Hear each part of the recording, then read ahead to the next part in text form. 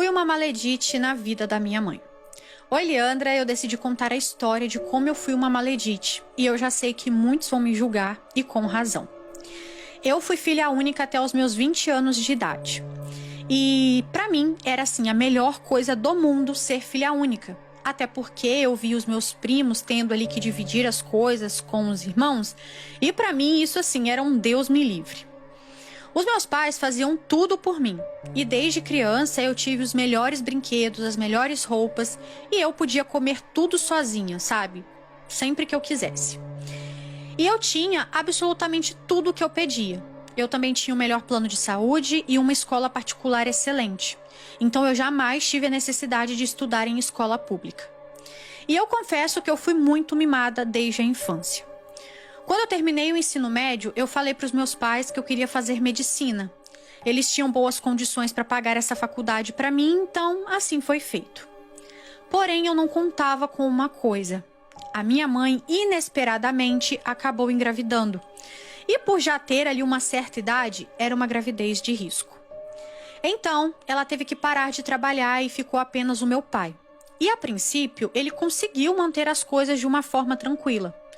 Porém, a minha mãe foi ficando cada vez mais doente e precisando de mais cuidados. Meu pai começou a gastar muito dinheiro para cuidar dela e da casa e também pagando a minha faculdade. E chegou um momento que era necessário também comprar o enxoval do bebê e montar ali o quarto do bebê também. Dar toda essa assistência para minha mãe e também o meu pai, na tentativa de amenizar um pouco as coisas, começou a cortar algumas regalias que eu tinha. E isso aí já começou a me deixar um pouco revoltada. E eu só sentia raiva quando eu via aquela barriga da minha mãe crescendo, que já estava ali entre o 4º e o 5º mês. Quando chegaram todos os móveis do quarto do bebê para montar, eles iam ser montados onde era a minha sala de estudos, que foi toda desfeita. E isso aconteceu para que fosse montado o quarto do bebê.